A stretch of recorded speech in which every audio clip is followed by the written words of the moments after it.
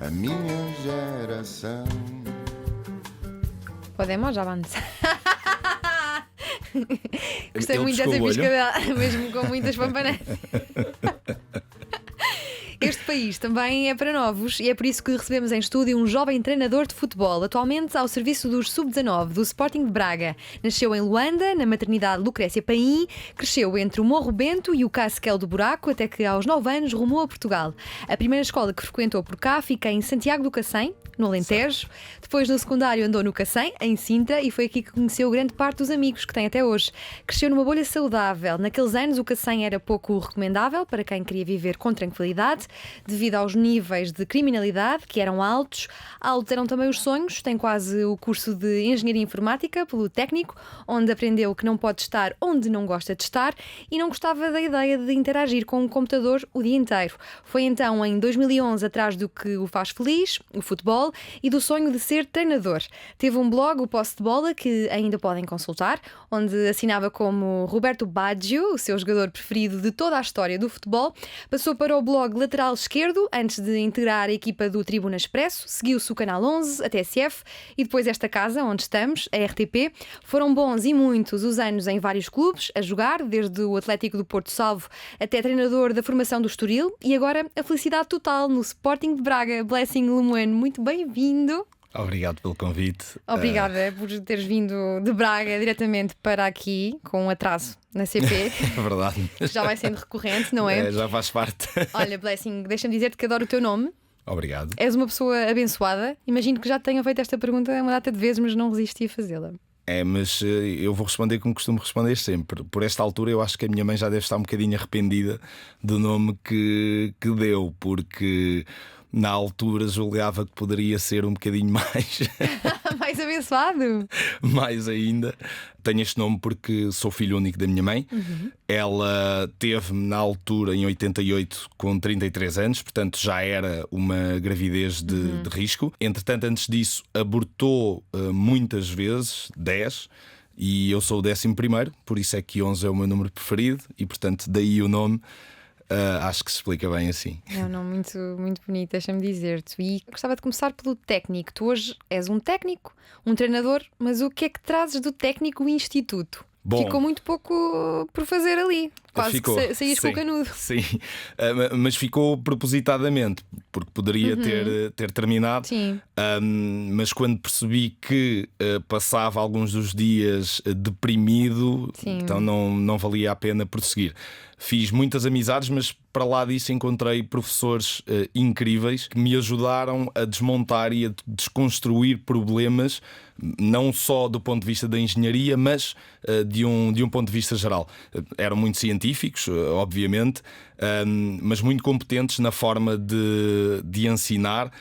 Descobri coisas fantásticas com eles e isso ajudou-me para o resto da vida. E foi então em 2011 que decidiste que tinhas de ir atrás do que te fazia feliz. O sonho de já na altura querias ser treinador ou ainda havia vontade de ser jogador?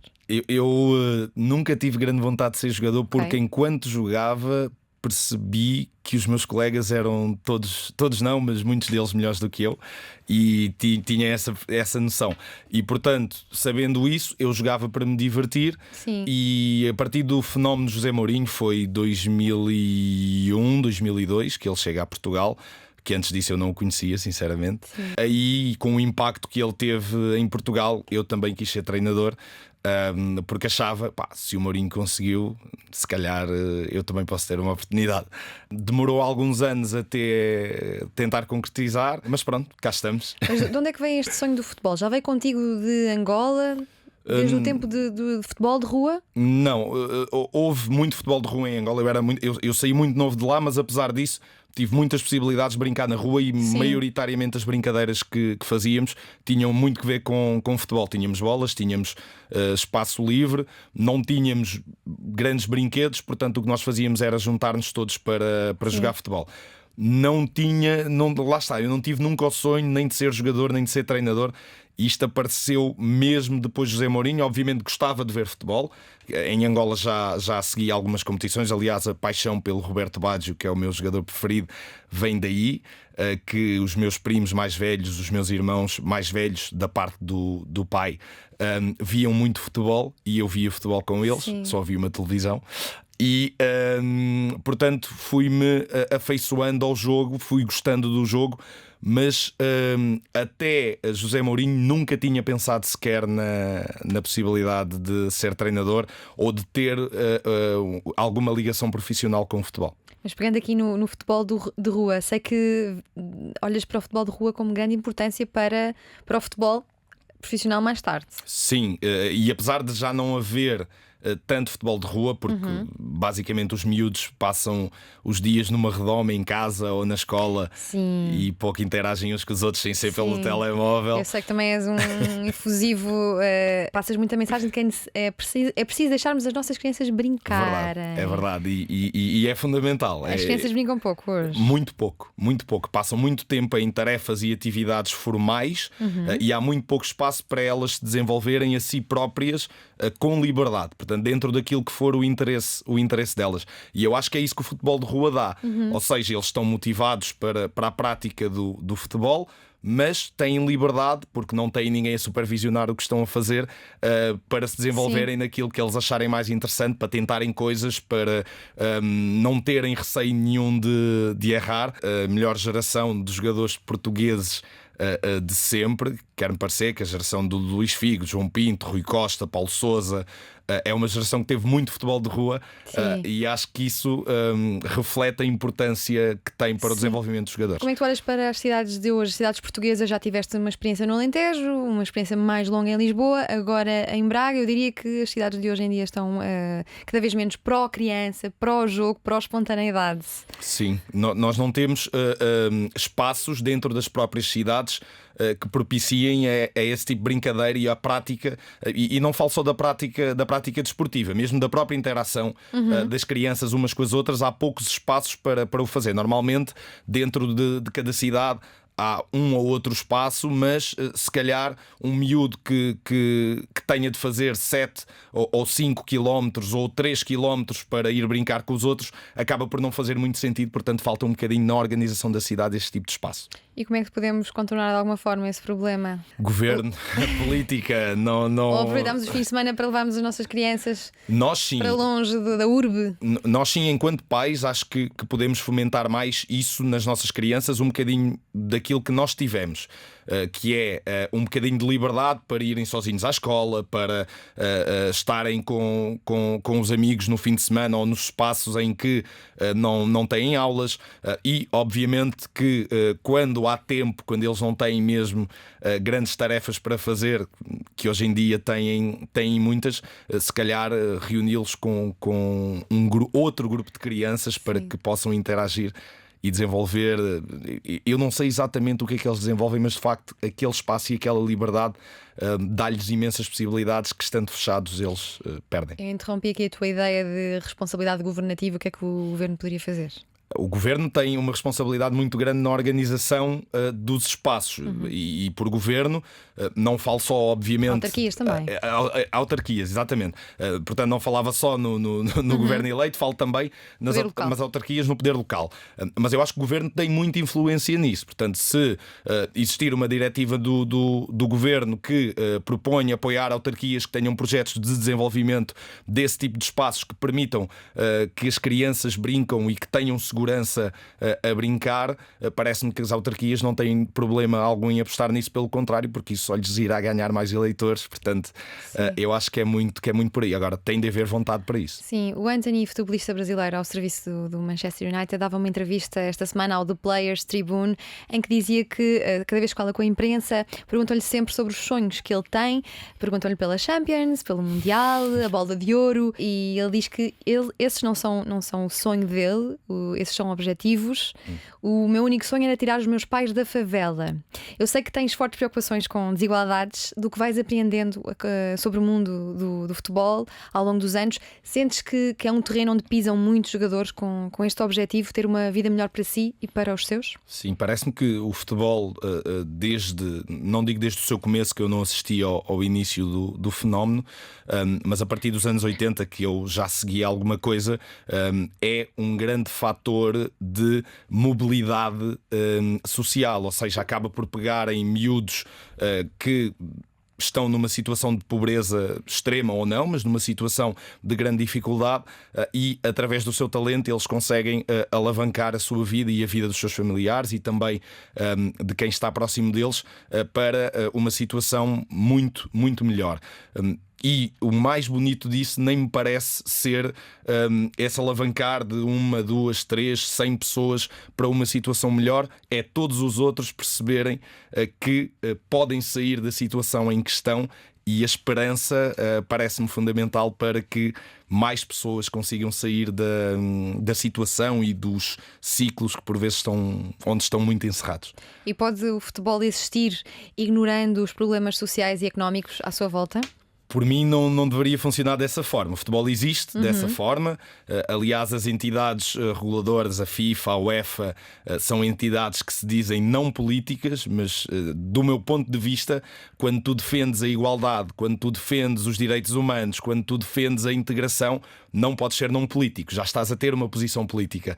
E o que eu acho que falta é um pouco de coragem para que essa posição passe não só daquilo que se passa dentro do jogo, mas também, por exemplo, para a atribuição das provas, como é o caso deste Mundial do Qatar. Sim, já lá vamos ao Mundial. Antes disso, queria perguntar-te como é que tem sido esta experiência de treinar jovens tão novos, neste momento sub-19. Que desejos têm, que ambições têm, o que é que eles têm que é legítimo, o que é que eles têm que, com a tua experiência de vida, vês que pode ser uma ilusão, e o que é que lhes tentas passar? Bem, eu tenho trabalhado com jovens quase toda a vida. A minha carreira toda, que é curtinha ainda, e há de ser maior, se tudo correr bem, com jovens. E parece-me que o mais importante é manter vivo neles o sonho de conseguirem chegar ao futebol profissional. É verdade que nem todos vão conseguir fazê-lo, nós sabemos, eles também o sabem, mas enquanto houver possibilidade, tentar manter isso vivo. Portanto, o que nós vamos tentando fazer é pegar naquilo que são os pontos fortes deles e demonstrar-lhes que ainda podem ser melhores nesses pontos fortes, pegar naqueles que são, ou naquelas que são as fragilidades deles, e tentar mostrar-lhes que podem melhorar, e que, se melhorarem nessas fragilidades, estarão muito mais próximos de conseguir um objetivo que é deles e que é nosso também. E que nós tentamos fazer o máximo possível por ajudá-los. Braga tem sido uma experiência incrível, porque reúne tudo isso, todo o profissionalismo à volta da formação de jovens, que é uma coisa que eu ainda não tinha tido. E o que é que nos podes dizer sobre a tua liderança bicéfala? Sei que tens uma relação muito especial com André Ferreira, que tem trabalhado contigo ao longo dos últimos tempos, não só agora no Braga. É o meu melhor amigo, é meu irmão mesmo. Crescemos juntos desde que eu vim para Lisboa, e depois do José Mourinho acalentamos juntos o sonho de ser treinadores. Parece-me que é fácil, entre aspas, faz muita confusão às pessoas, porque nos momentos de decisão, normalmente, e se houver alguma dúvida, há uma voz que desempata. Nós somos duas vozes, portanto aquilo pode sempre ficar empatado. Mas é muito fácil, porque sabemos os dois que estamos a fazer o melhor pela equipa, e portanto não temos problema nenhum em recuar um ou outro, e depois percebermos, se aquilo funcionar, porreiro, estamos os dois felizes. Se não funcionar, vamos por outro lado e procuramos por outras soluções.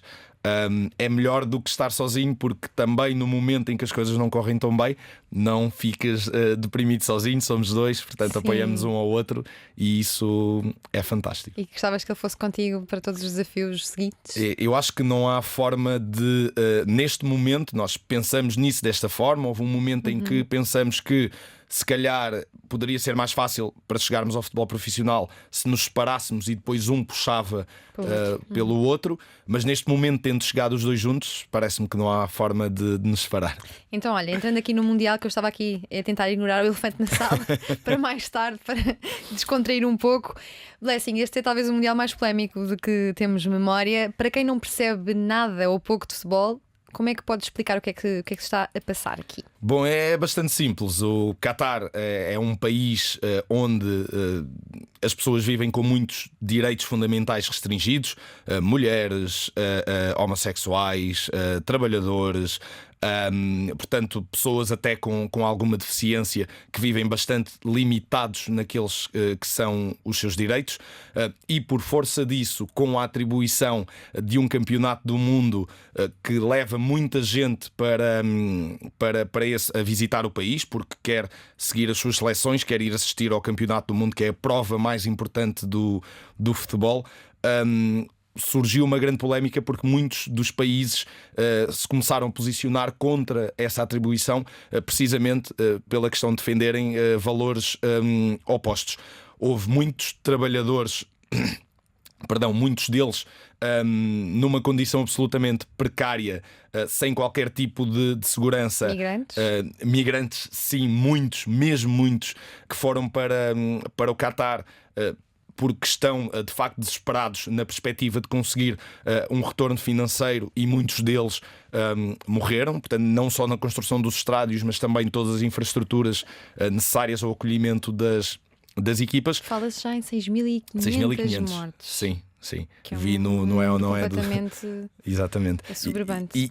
E é assustador que uma instituição que defende novamente as crianças, que defende a integração, que defende a pluralidade, que defende direitos fundamentais como a FIFA, que é a entidade reguladora do futebol, acaba por ser assustador como é que não se pensa nisso quando se atribui um campeonato do mundo a um país como o Qatar. Eu acho que isso poderia servir, só para terminar, como uma alavanca para que o país saísse um pouco e desse um passo na progressão e desse um passo na direção dos direitos humanos.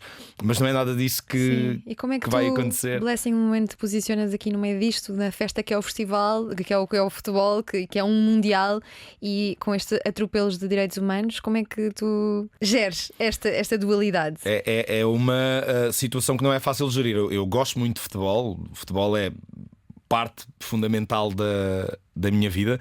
Não vou boicotar o Mundial como muita, Há muita gente que diz que não vai assistir fazer. Eu ao Mundial. Não vou fazer, vou ver os jogos que achar interessantes ver, mas obviamente que sei o que está por trás disto, manifesto-me contra isso. E sei que uma posição de boicote só terá impacto se vier da parte dos protagonistas para fora, como aconteceu com aquela questão da Superliga Europeia, quando tentou-se criar uma competição paralela às provas europeias. Foram os jogadores e os treinadores que se insurgiram. Se assim acontecer, parece-me que isso poderá ter um impacto fantástico, até na forma como a própria FIFA dirige estas candidaturas e dirige o futebol mundial. Por parte dos adeptos, não me parece, até porque não sei se já viste ou não, o Qatar está a contratar pessoas para participarem, portanto, como se fossem turistas, para ir aos estádios, para visitar as cidades, para que não haja possibilidade de haver estádios vazios. Sim. Ou que dê essa impressão, pelo menos na televisão. E apesar disto tudo, será aceitável vibrarmos com este Mundial de Futebol? Bem, eu não vibro com o Mundial em si, vou vibrando com os jogos, com os jogadores que eu gosto, com as seleções que jogarem o melhor futebol. Agora, também me parece aceitável quem acha que não se deve vibrar com este Mundial, quem acha que deve boicotar o Mundial. Portanto, ambas posições parecem-me aceitável, desde que reconheçamos o que está em causa nas duas posições. Sim. E até que ponto é que futebolistas podem marcar uma posição perante atropelos dos direitos humanos, e até treinadores? Podem e devem. São eles os principais responsáveis. Portanto, sem futebolistas, sem treinadores, não há futebol. E partindo desse pressuposto, ainda que a FIFA faça pressão, ainda que a UEFA faça pressão, ainda que as federações façam pressão sobre os jogadores. Se os jogadores não forem, se os treinadores não forem, não há Mundial. Deve ser uma posição concertada. Houve isso na Superliga Europeia, os capitães das equipas falaram com as equipas primeiro e depois falaram uns com os outros, organizaram-se e funcionou muito bem, deram uma resposta coletiva e a coisa não avançou, e parece-me que para este caso poderia e deveria ser igual. E que possível papel ou ações podem adotar individualmente os adeptos, neste caso os adeptos de todo o mundo, como forma de protesto? Já aqui falámos do boicote, ou seja, não ver os Jogos do Mundial, que parece ser aparentemente a resposta mais fácil, mas será significativo? Quem estiver no Qatar acho que vai ter alguma dificuldade em fazê-lo, porque depois vai ter muitos problemas associados à sua própria segurança, porque o país tem normas muito rígidas, e portanto quem lá estiver parece-me que terá muito pouco a fazer que não respeitar as normas do país, obviamente se zelar pela sua segurança. Mesmo que sejam protestos organizados por muita gente, parece-me que os efeitos não vão ser bonitos para cada uma dessas pessoas. Cá fora, eu acho que nós, adeptos, nós, treinadores, jogadores, nós que gostamos de futebol, sim, podemos organizar protestos, podemos organizar manifestações, podemos organizar ações onde nos juntamos, porque existe muito esta coisa nos campeonatos do mundo e da Europa, felizmente, das pessoas se juntarem em espaços públicos para verem as suas seleções jogar. E acho que se podia aproveitar muito desses espaços para enviar mensagens, para protestar e aproveitar antes dos jogos, durante os jogos se for necessário, ao intervalo dos jogos e no final dos jogos, para vincar e marcar uma posição relativamente ao que se passa no Qatar e noutros países do mundo. E será sequer possível boicotar totalmente os Jogos do Mundial, tendo em conta que numa era em que todas as informações nos chegam inevitavelmente por outros meios, vamos ter sempre de saber o que é que se está a passar ali, não é? É possível boicotar por quem está lá dentro. Nós que estamos cá fora vai ser impossível, porque muita gente que se coloca claramente do lado dos direitos humanos e contra o Qatar, portanto politicamente falando, vai querer assistir aos jogos, como tu disseste, e é muito difícil ter essa suscetibilidade e perceber que se calhar o mais importante nesta altura são os direitos humanos, ou que as nossas ações não vão ter tanto efeito assim, porque a maior parte do mundo vai continuar a ver os jogos e portanto não vai ser relevante. E por isso eu não sei até que ponto será possível boicotar o Mundial. Eu acho é que é possível nós aproveitarmos o Mundial para protesto, para percebermos que podemos fazer um bocadinho mais, sermos um bocadinho mais ativistas, mais ativos, no sentido de tentar posicionar-nos contra a situação para a população do Qatar. E achas que esse Mundial pode ser propulsor para que a realidade do Qatar, a partir desta competição, se torne uma realidade melhor? Já aconteceu com outros países, não desta forma, mas eu não estou certo que isso vá acontecer, porque estamos a falar de um país com uma tradição muito vincada e onde a maior parte da população, apesar de tudo, ainda está dentro do regime e concorda com os valores que estão instituídos. Enquanto a maior parte da população, ou uma parte significativa da população, não se posicionar contra o que tem lá dentro, será muito difícil nós de fora conseguirmos alguma mudança. Tentamos, claro, obviamente, mas será sempre muito mais difícil. Então a receita a seguir é seguir a receita do Presidente da República, que disse que o Qatar não respeita os direitos humanos. Mas enfim, vamos nos esquecer isto, porque o melhor a fazer, apesar de criticável, é esquecer o tema e manter o foco na equipa. Mas eu por acaso acho que podemos manter o foco na equipa sem esquecer o tema dos direitos humanos. É muito difícil mesmo. É muito difícil não esquecer, e novamente podemos organizar, e o Presidente da República inclusivamente tem um papel fundamental nisto, sendo que é o líder escolhido por Portugal, que é um país defensor dos direitos humanos, na forma como se posiciona e na forma como lidera essa questão. Eu recordo-me que o Presidente esteve no Brasil na altura das eleições, e o discurso que fez no Parlamento. Eu lembro-me que muita gente se insurgiu contra a presença de Marcelo Rebelo de Sousa no Brasil, mas o discurso que fez no Parlamento foi absolutamente extraordinário e assombroso, e essa posição poderá tê-la também relativamente a este Mundial no Qatar. Então, mantendo o foco na equipa, como aconselhou Marcelo, o que é que antevês? Quais são as possibilidades de Portugal neste Mundial? Portugal é uma das equipas favoritas.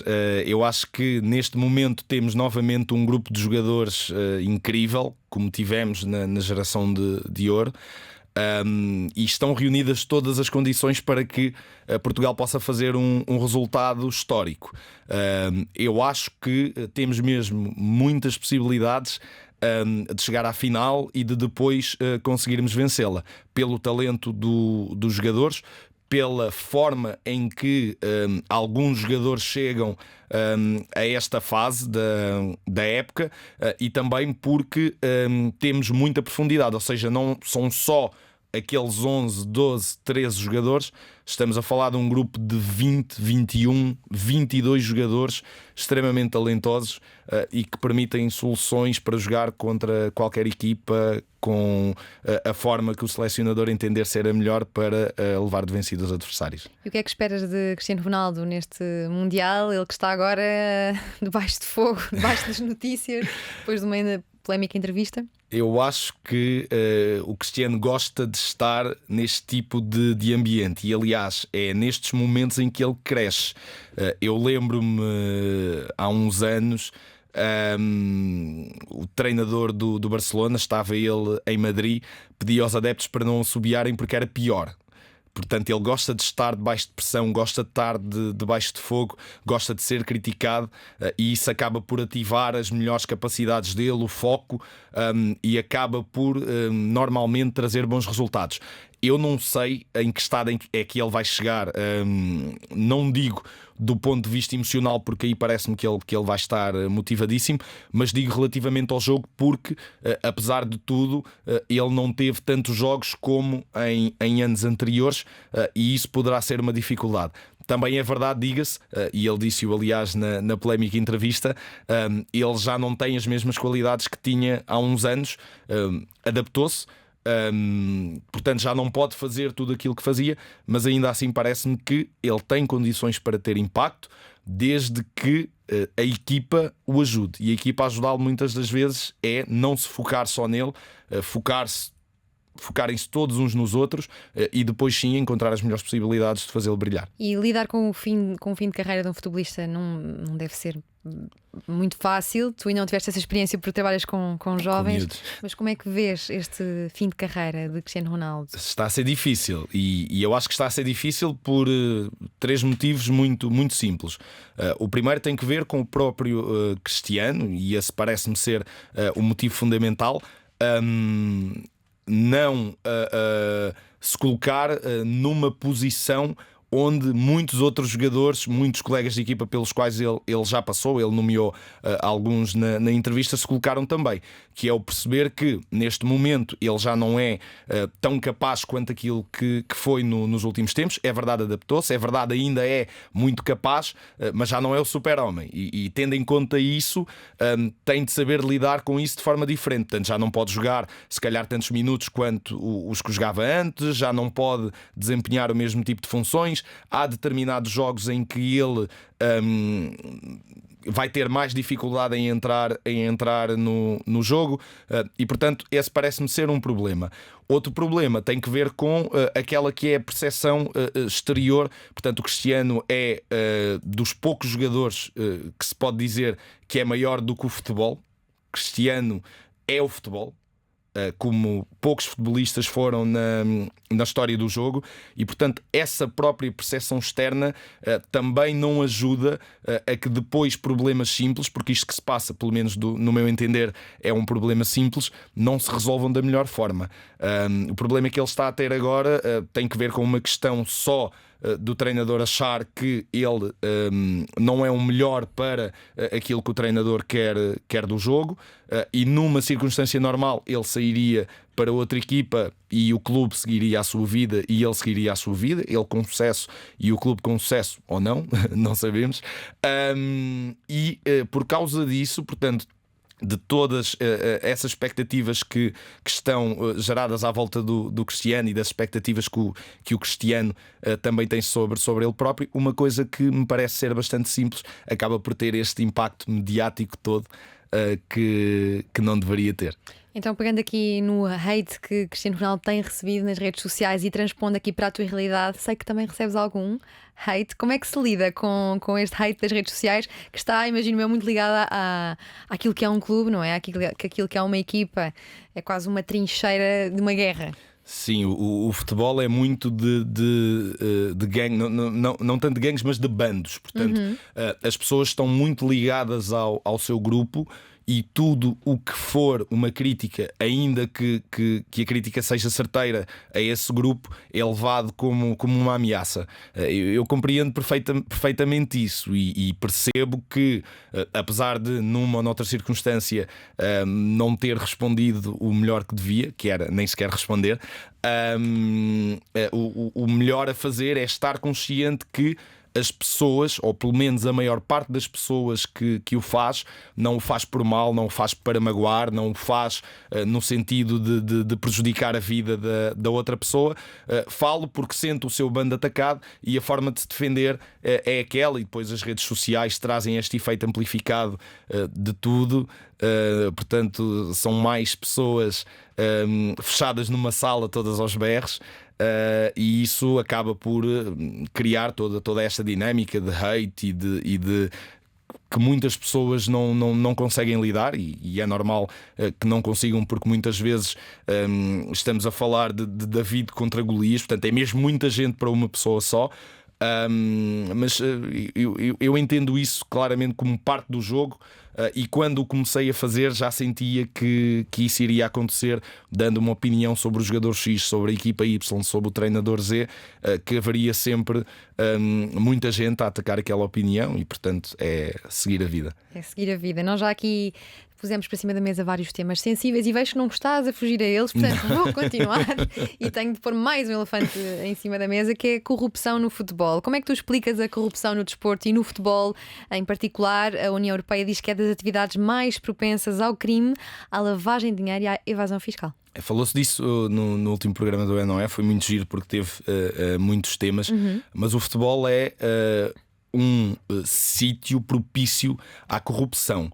Primeiro porque não tem supervisão, portanto a FIFA, quem supervisiona a FIFA, quem supervisiona a UEFA, quem supervisiona estas instituições que são privadas, apesar de serem de interesse público, não me parece que tenham uma supervisão muito acima, até pela imagem benfeitora que têm relativamente ao desenvolvimento que fazem dentro da sua área. E portanto, por causa disso, isso acaba por ser uma máscara que protege tudo isso. Nós não sabemos muito bem, na maior parte das vezes, de onde é que vem o dinheiro do futebol, de onde é que vêm os investimentos que vêm do futebol, de onde é que vêm os patrocínios, de onde é que chega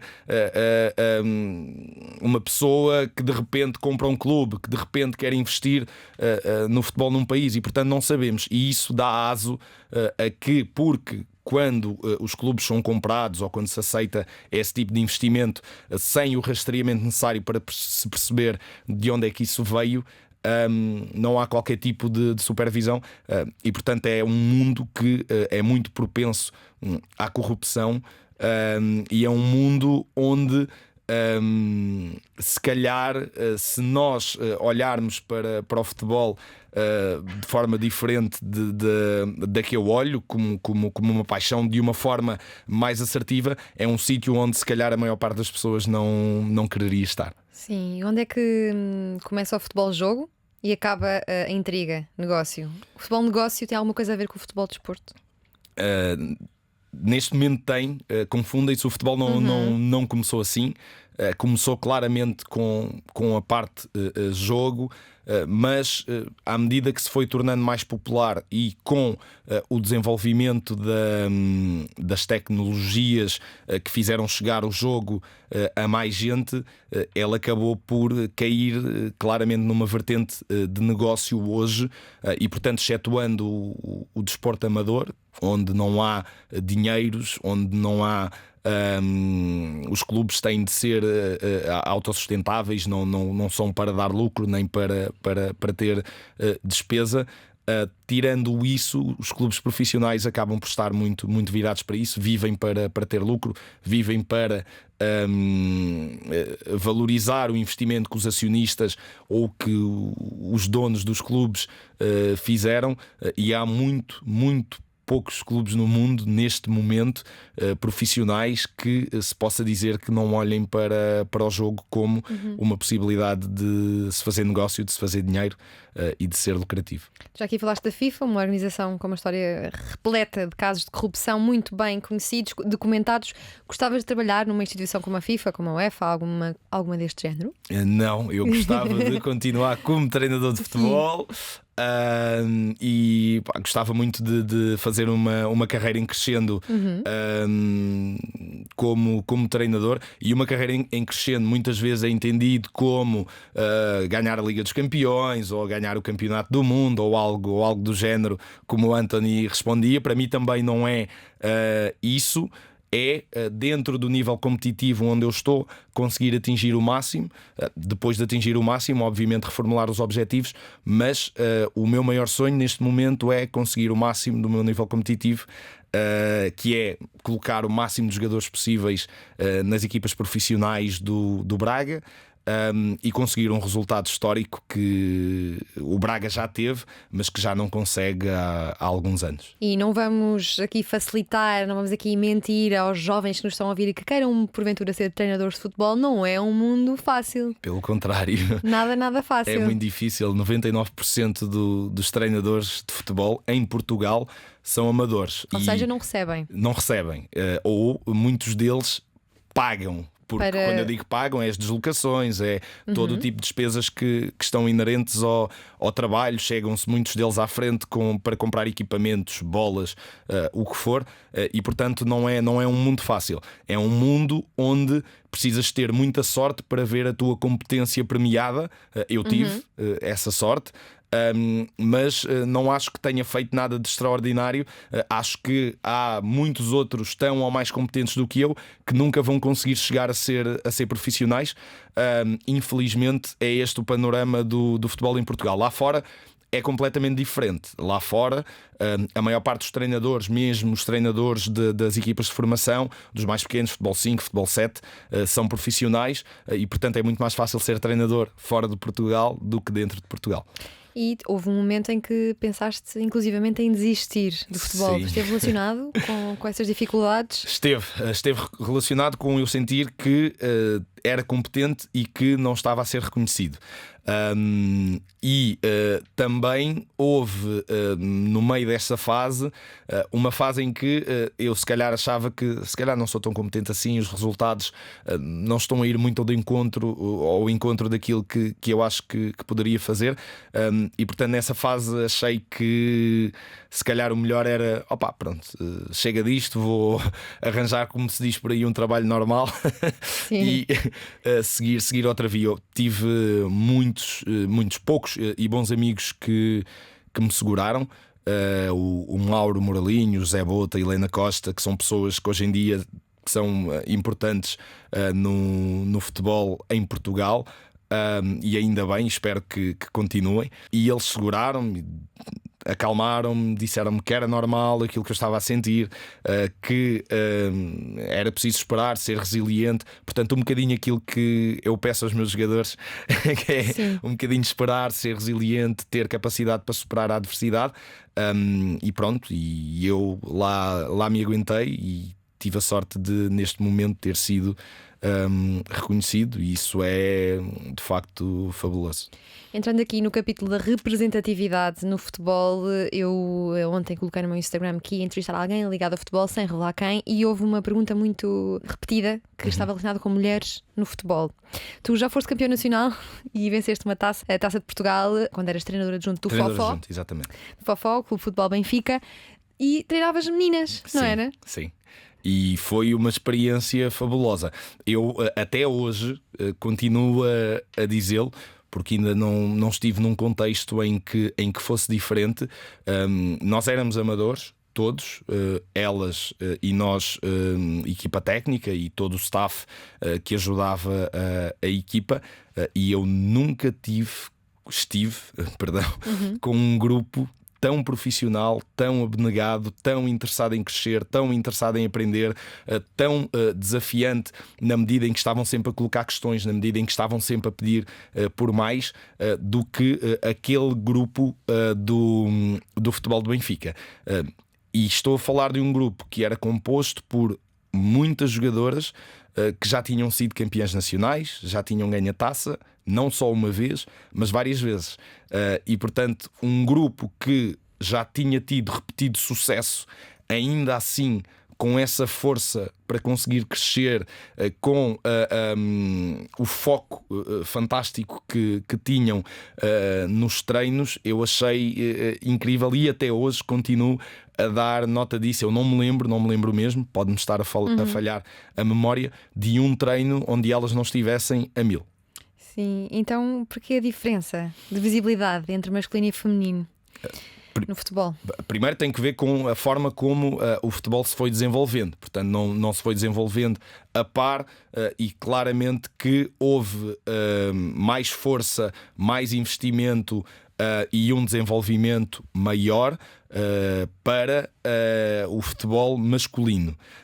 E isso levou a que a popularidade do próprio desporto depois apagasse um bocadinho o futebol feminino, e que se deixasse um bocadinho para trás o futebol feminino. Só até há poucos anos é que começamos a ver um desenvolvimento sério por parte das instituições que têm responsabilidade para o fazer. Falo nomeadamente da Federação Portuguesa de Futebol, da Liga e dos próprios clubes, da UEFA, da FIFA, programas que de facto alavancassem o futebol feminino. E neste momento eu sinto que não vai ser tão popular quanto o futebol masculino, porque tem muitos anos de avanço, mas tem todas as condições, ao contrário do que se diz, pelo menos do meu ponto de vista, para ser sustentável e para ser chamativo, para encher estádios, para que as pessoas de facto gostem de ver futebol, e para que, sobretudo isso, mais jogadoras percebam que podem fazer carreira também no futebol. E olha, porque é que existem tão poucas mulheres em cargos de dirigentes no futebol?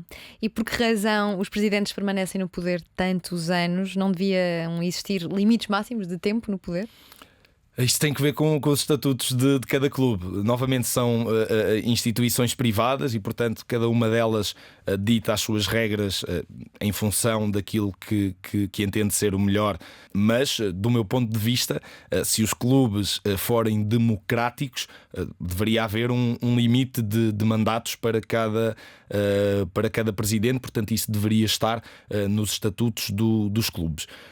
Relativamente à questão da pouca representatividade das mulheres, tem que ver claramente com uma questão de discriminação, porque no mundo do futebol, como em muitas outras áreas da sociedade, mas no futebol ainda se nota isso de forma gritante, ainda achamos que os homens são muito mais competentes do que as mulheres, quando isso não é verdade. Sim, tocaste aqui no tema discriminação, sei que é um dos teus temas sensíveis em relação ao género, raça, credo, e ficaste mais desperto para este fenómeno por culpa do hip-hop. A ouvir hip-hop, a ouvir ballet, Some the Kids, Dilema. Sim, também. Que ideias é que eles te trouxeram para acordares para esta realidade? Bem, eu, como eu disse, vivia um bocadinho numa bolha, estava ali num espaço protegido, apesar de estar mesmo ao lado de tudo o que estava a passar ao meu lado. Vivia ali com sensações muito positivas, e portanto olhava e pensava muito pouco para esses problemas. Eu comecei a perceber mais à frente, quando vou para o Instituto Superior Técnico, e aí já a ouvir hip-hop, porque as letras deles tinham mensagens fantásticas sobre a realidade que as pessoas viviam nos bairros, sobre a realidade que as pessoas viviam quando tinham uma condição social e uma condição financeira muito abaixo, sobre a dificuldade que as mulheres tinham em vingar na sociedade, e portanto comecei a estar desperto para muitas das coisas a que eu não dava importância nenhuma e que se passavam comigo, mas que de um ponto de vista subliminar acabavam por demonstrar aquilo que estava instituído na sociedade portuguesa. Mas deram-te então de alguma forma consciência, ou seja, tu ouvias e pensavas: espera lá, eu já passei por isto. Exatamente. Mas antes de eu ouvir, não. Nunca tinha pensado naquela perspectiva, naquele âmbito, e a partir daí foi surgiu o sentimento, foi mais do que esclarecedor. O bichinho ficou e até hoje atrás de perceber porque é que as coisas funcionam desta forma, o que é que do ponto de vista histórico está por trás disto, porque é que as coisas ainda continuam assim, quando é que vamos dar o salto para esta inclusão que se está a trabalhar, mas que ainda me parece muito curto. Longo. É um caminho longo, obviamente, é gradual, sabemos disso. E portanto o hip-hop de facto despertou-me para esse tipo de consciência, para esse tipo de... E quando essa consciência despertou, ficaste mais revoltado com as situações do dia-a-dia? Como é que começaste a reagir a essas situações? A primeira fase é essa. A primeira fase parece-me que é de revolta, porque não sabemos mais o que fazer e portanto o que fazemos é revoltar-nos com aquilo que está à nossa volta, sem que daí resulte algo que possa ser positivo e que possa ser reparador, não só para nós, mas também para o nosso meio.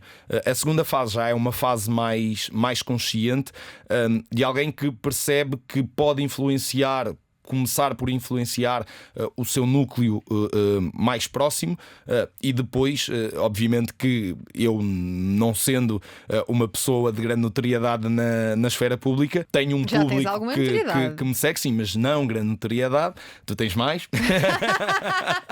Entra um gráfico, por favor. Não, mas perceber que há aí também uma possibilidade de tentar colocar essas situações às pessoas.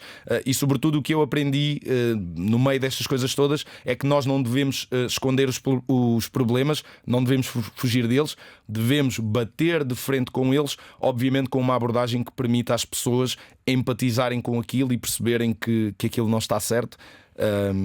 E isso é o que me parece que há de mais positivo nesta nova forma de eu ver os problemas e como entrar dentro deles. Essa fase em que ouvias Valete, Dilema, estamos aqui coincidiu com a fase em que estavas no Cacém? Estava no Cacém e estava no Instituto Superior Técnico. Foi uma fase já de mais alguma maturidade e de mais algum desenvolvimento pessoal, mas eu posso dizer que o hip-hop ajudou-me muito a ir atrás de história, a ir atrás de conhecimento, porque queria perceber que eram aquelas coisas de que eles falavam, e isso ajudou também a modelar um bocadinho mais a minha personalidade também. E como é que era esse ambiente? Dizias-me que era pouco propício ao desenvolvimento de capacidades cognitivas das crianças e tiveste a sorte de estar rodeado por pessoas boas, inclusivamente Patrícia Mamona. Sim, era minha vizinha, crescemos juntos, tivemos muitos anos a brincar juntos, ainda podíamos brincar na rua, e ela já era melhor que todos nós, melhor que os rapazes, que não era uma coisa óbvia para nós. Sim, naquela altura, e ela já o demonstrava. O Cacém passou por uma fase de delinquência não só juvenil, muito grande. Portanto, havia muitos furtos, havia muita violência, havia muitos problemas nas escolas que levavam ao abandono, que levavam muitos traumas de algumas crianças que não queriam regressar à escola porque tinham passado por momentos absolutamente aterrorizantes.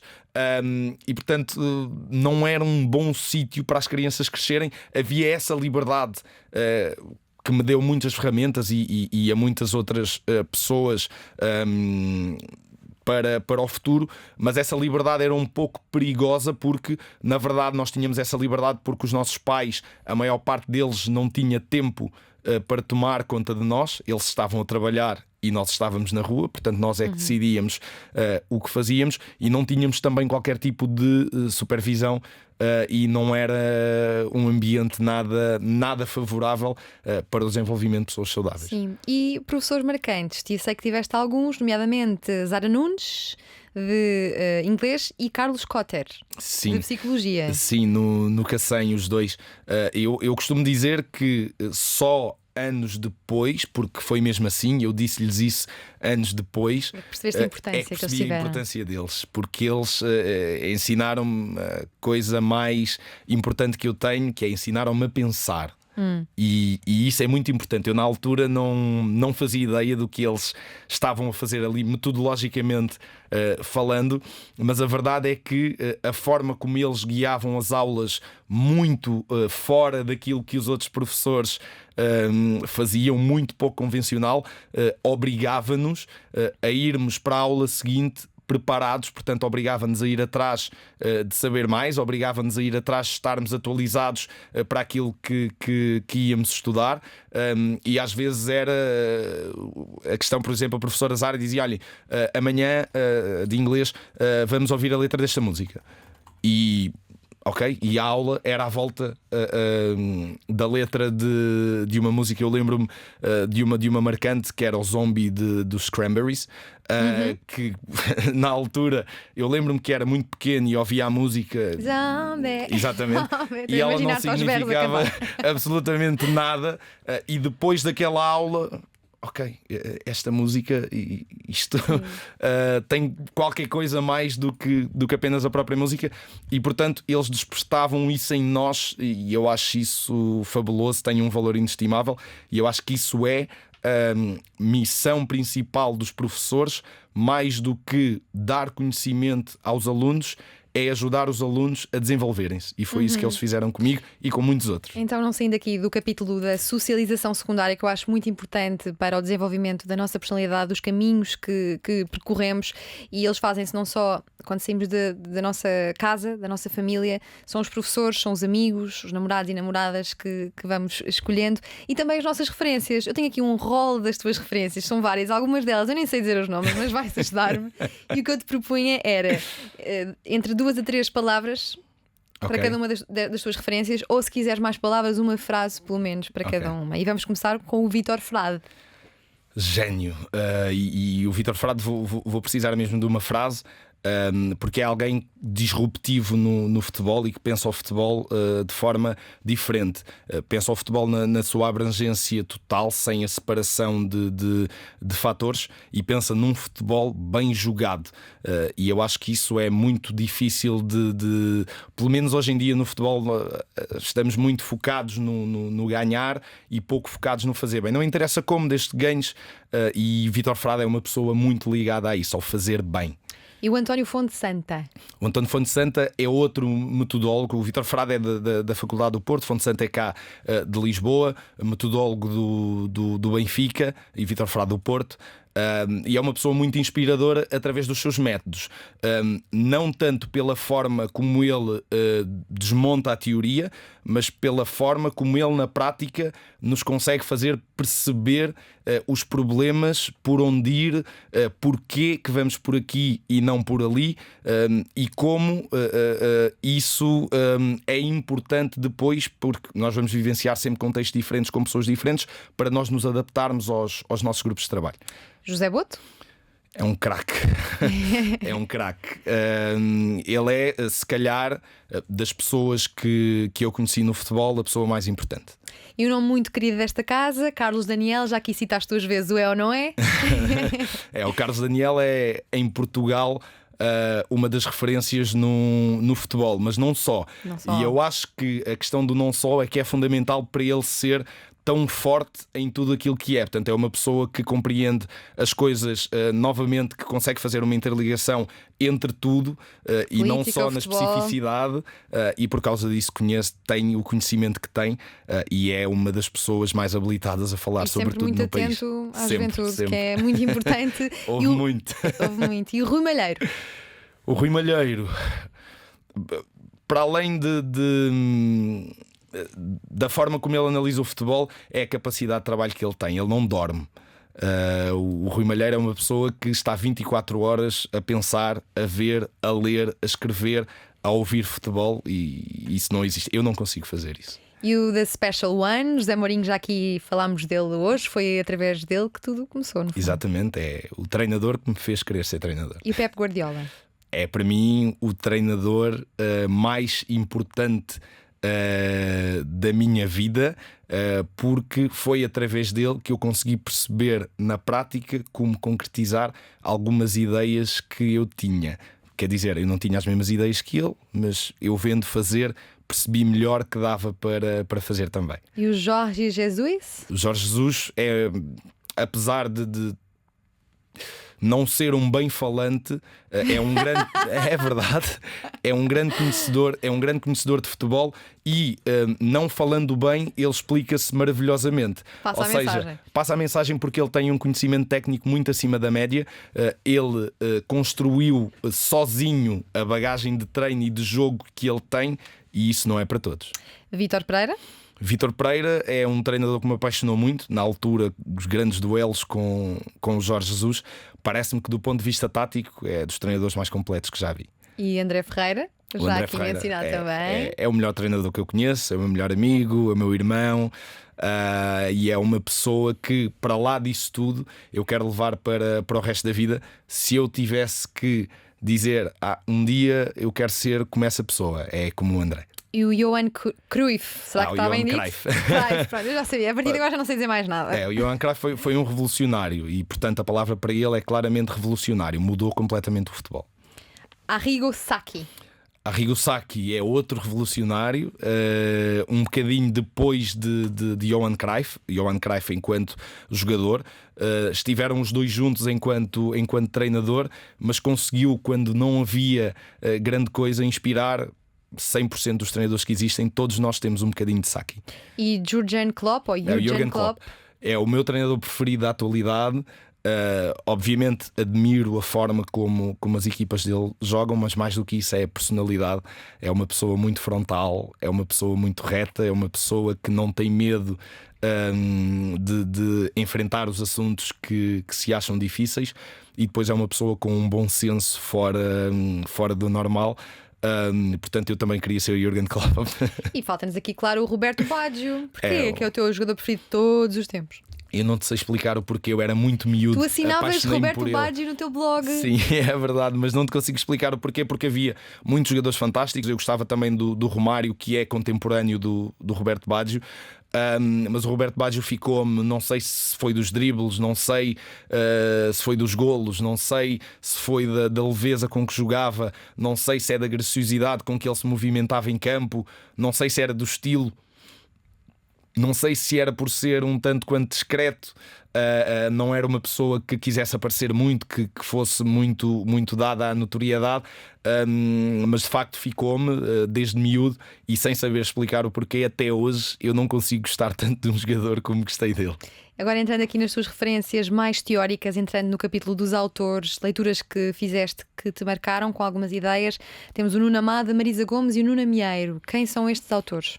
O Nuno Amado é um blogger e um professor na Faculdade de Letras de Lisboa. Portanto, ele é especializado em literatura e é uma pessoa que tinha um blog de futebol. Na altura, quando eu comecei o blog, comecei também a ler o blog dele, e posso dizer que ele mudou muito da minha forma, ou pelo menos da profundidade com que eu analisava o jogo, e por causa dele eu comecei a analisar o jogo de forma muito mais profunda. O Nuno Amieiro tem uma bagagem teórica incrível e tem 2 livros fantásticos. Eu falo do Defesa à Zona porque é um livro muito simples, tem teoria, tem prática, explica tudo no detalhe, e acho que é um livro que todos os treinadores de futebol, todos mesmo no panorama mundial, deveriam ler. A Marisa é a pessoa. Eu, na altura, quando comecei a treinar, os cursos de futebol não estavam abertos, e portanto não havia formação disponível, e tive de ser eu a ir atrás disso. E foi o primeiro livro que me marcou claramente, para o qual eu olhei e disse, e foi a tese dela de mestrado, que teve 20 valores. Acho que é o futebol na caixinha preta da periodização tática, ou parecido. E foi o primeiro livro que eu olhei e disse: epá, eu acho que isto está tudo certo. eu tenho de experimentar fazer estas coisas. Ela trabalha hoje na Federação Portuguesa de Futebol. É o desenvolvimento do jogar segundo a periodização tática. Exatamente, exatamente. Para quem quiser ir procurar. E ela trabalha hoje na Federação Portuguesa de Futebol, é treinadora adjunta do Francisco Neto, que é o selecionador de futebol feminino, e é treinadora principal também da Sub-19, se não estou em erro. E é uma pessoa fantástica. Hoje em dia tenho algum contacto com ela, e ela é uma pessoa de facto muito, muito, muito especial, muito conhecedora. Tenho pena que o trabalho dela não seja mais divulgado, porque ela tem muito, muito, muito para ensinar. Estás aqui a divulgá-lo e muito bem, nós agradecemos pela partilha. Voltando à representatividade, outra das questões que me pediram para te fazer sobre atletas trans no desporto, achas que deveriam ter uma categoria própria? Fará sentido? Eu sinceramente tenho muitas dúvidas sobre esse assunto. Não me consigo posicionar porque não li literatura suficiente, e vou ler porque estou muito interessado no assunto, para me fazer posicionar. Eu parece-me que o posicionamento, portanto, das categorias tem que ver com a morfologia e um pouco a forma como as hormonas funcionam dentro de cada pessoa, portanto dentro de cada categoria, e para que pessoas não tenham vantagens indevidas é que as categorias funcionam dessa forma. Tendo em conta isso, eu acho que é primeiro perceber exatamente que impacto é que as pessoas trans, portanto, que impacto ao nível das hormonas é que essas pessoas têm, e não me parece ainda que os estudos relativamente a isso estejam a ser levados ao limite por parte da comunidade desportiva. Isso é culpa claramente das entidades desportivas, e só depois então é que eu acho que me poderei posicionar, porque neste momento, compreendendo o problema, e é um problema e deveria ser resolvido, deveria estar a ser pensado, acho que ainda não há matéria suficiente para que eu me possa posicionar ou dar uma resposta que possa ser mais esclarecedora. Olha, e o doping no desporto? Outro dos temas que me pediram. Foi a primeira vez que eu abri assim uma caixinha, agora vou mandar os temas todos cá para fora. Doping no desporto, tens assim alguma posição? Tenho, sou contra. Acho que ainda existe. Acho que os métodos para fugir aos controlos estão cada vez mais sofisticados, mas eu acho que no desporto não faz sentido tu conseguires uma vantagem através de batota. Eu acho que o mais normal no desporto é tu perderes, só ganha um, e portanto tu passas uma vida inteira a perder. Mas quando ganhares, sentes que claramente ganhaste por força do teu trabalho, da tua capacidade, e por força de todos os sacrifícios, porque muitas vezes tem de se fazer muitos sacrifícios. Olha, falaste da Patrícia Mamona, e o atletismo em Portugal é uma área que está super subdesenvolvida, por exemplo, em que os atletas muitas das vezes têm de pagar para treinar, mas quando ganham acaba por ter um pouco mais sabor, porque ganharam fruto da sua capacidade e do seu trabalho. Então, deixando aqui o doping e passando para um superpoder muito poderoso mesmo, a nutrição. Qual é a alimentação de um jogador de futebol? Um exemplo de emenda diária, tu sabes? Não podem dar barriga muito cheia. É verdade. Eles têm de cumprir com determinado nível calórico, ou seja, eles sabem os nutrientes que têm de ingerir durante aquele dia, e têm uma tabela nutricional da qual não fogem muito. Há um dia em que o podem fazer. Eu não deveria estar a dizer isto, mas há um dia em que o podem fazer. Mas eles comem basicamente aquilo que todas as outras pessoas comem. A diferença é que são um pouco mais seletivos, ou seja, não comem 10 ovos por dia, se calhar só comem 1 ou 2 no limite. Têm de ingerir depois dos treinos bastantes sais minerais, bastantes proteínas, porque as proteínas acabam por ficar destruídas. Antes do esforço, bastantes hidratos de carbono, mas eles comem tudo o que nós comemos. A diferença é que são mais específicos naquilo que comem durante o dia, antes do treino, depois do treino, naquilo que ajuda a eles recuperarem melhor para estarem disponíveis para o treino. Mas não há nenhuma emenda, cada um deles faz a sua dentro daquilo que são as possibilidades que eles têm. Sim. Olha, e tu és um homem de esquerda. Sou, não é? Sim. Tens... Nem sempre foi assim, verdade seja dita, mas neste momento o mais à direita que eu me permito posicionar é o Partido Socialista. É o mais à É direita. o mais à direita. Sim. E desde quando é que ganhaste essa consciência política? Foi desde os tempos do hip-hop? Também ajudou muito, porque o hip-hop é muito virado para os grupos que estão segregados. E os grupos que estão segregados normalmente são grupos que são muito alvo dos partidos de esquerda e que têm uma grande representatividade desses partidos e que é foco desses partidos também. Eu, sendo um homem de esquerda, parece-me que tenho uma ideia de esquerda não tão fundamentalista como os partidos tradicionalmente de esquerda, Bloco de Esquerda e o Partido Comunista Português têm, porque em muitos temas eu divirjo e se calhar me posiciono até mais próximo do Partido Socialista. Ainda assim, eu acho que os partidos de esquerda são aqueles que estão mais próximos das minhas causas, e as minhas causas são claramente as pessoas que são menos olhadas pela sociedade, que são marginalizadas, que estão segregadas por força da sua condição social, por força do seu género, por força da sua condição de saúde, por força da sua raça, e portanto, enquanto for assim, e esses partidos derem mais atenção às minhas causas, serei sempre um grande aficionado da esquerda. Como é que sentes Portugal em relação à questão da justiça social no eixo pobreza e oportunidades? Eu acho que há um longo caminho a ser feito. Está-se a fazer. O elevador social tem funcionado melhor do que há muitos anos, portanto temos notado uma evolução grande daquilo que era Portugal pós 25 de Abril e aquilo que é Portugal agora. Temos sentido isso. Há cada vez mais pessoas a conseguir saltar de uma condição de pobreza ou pobreza extrema para uma condição muito melhor, mas ainda há um longo caminho a ser feito, e eu acho que o caminho tem que ver com duas fases. A primeira fase é que as pessoas que conseguem sair desse tipo de situação de pobreza e conseguem alavancar a sua vida para uma situação melhor deveriam servir como bandeira, porque eu ter conseguido chegar pode significar para muitos a força necessária para não desistirem e serem resilientes e, apesar de todas as dificuldades, conseguirem chegar também. Eu costumo dar este exemplo. Tenho amigos que não sabiam que podiam, por força da sua condição social, pedir uma bolsa para tentarem seguir o ensino superior, por exemplo, e não sabiam. E quando eu lhes falei disso, mas isso é possível. Portanto, não sabiam disso.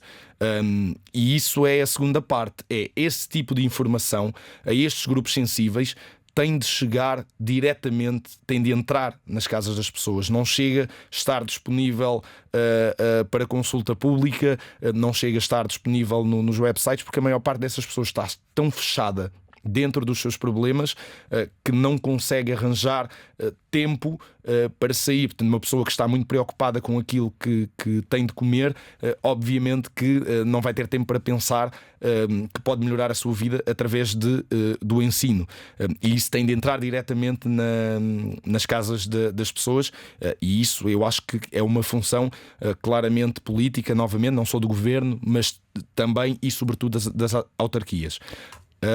Por fim, e o último ponto tem que ver com políticas mais viradas para que as pessoas não sintam tanto essas diferenças sociais. Isto é, um miúdo que em casa, apesar de não pagar a escola, apesar de não pagar a faculdade, não consiga comer, é um miúdo que está numa desvantagem muito grande relativamente a outros miúdos, e portanto isso parece-me também que é um papel político, tentar fazer estreitar essas diferenças e dar condições aos adultos para que as crianças desses adultos possam ter um futuro muito melhor. Ainda neste capítulo das questões sociais, os jogadores deviam ou não manifestar-se no Mundial usando a braçadeira arco-íris ou ajoelhando-se, como fizeram no Euro no Reino Unido, em apoio ao Black Lives Matter, e neste caso agora podiam apoiar as mulheres e os trabalhadores mortos? Bom, eu assim o faria, e eu posso defender a minha posição. Eu entendo que haja jogadores que não tenham essa consciência, e portanto eu acho que ninguém deve ser obrigado a fazer aquilo que não sente, aquilo que não entende. Mas aqueles que o sentem, sim, acho que o deveriam fazer, acho que se deveriam manifestar, porque é o que eu digo, o impacto que cada um deles tem é muito maior e muito mais galvanizador do que o impacto que qualquer um de nós poderá ter. São eles que estão no centro de tudo. Olha, Blessing, para Javier Marias, um escritor espanhol que nos deixou recentemente, o futebol era a recuperação semanal da infância, mas nem tudo é inocente. Concordas com esta afirmação dele? Que era um grande apaixonado. Sim, porque mesmo dentro desta infância há muita malandrice. Há muitas formas de nós conseguirmos obter vantagens jogando limpo, jogando dentro das regras do jogo, e portanto o futebol é um jogo que permite isso, que tu tenhas um comportamento perfeitamente regrado, mas ainda assim que consigas, através de um ou de outro truque, obter uma vantagem sobre o teu adversário e conseguir aproveitar-se de uma ou de outra fragilidade que ele possa demonstrar. Não poderia concordar mais. Esteve 4 anos no Estoril, escalando dos sub-17 aos sub-19. Em 2021 comandou a equipa ao 5º lugar no campeonato, batendo em casa na fase de apuramento de campeão o Sporting, que viria a erguer o título, e também o Braga. Sagrou-se campeão nacional e venceu a Taça de Portugal e a Supertaça femininas, enquanto treinador adjunto do Fofó, o Clube Futebol Benfica, na época 2015-2016, em que fazia 60 km todos os dias em que dava treino, 30 para cada lado, de carro, a abarrotar com a equipa técnica, em que, feitas as contas, talvez só lhe desse prejuízo. Depois de vários anos a treinar na área metropolitana de Lisboa, passando pelo Porto Salvo, Futebol Benfica, Belas, Alverca, a Gualva, Povoense e Atlético Clube Portugal, rumo ao Minho, onde se sente realizado. O treino no futebol nunca foi, até julho de 2022, a principal tarefa que tinha nos seus dias. Diz que 99% dos trabalhos como treinador não são pagos de forma digna e muitos deles não são pagos de todo.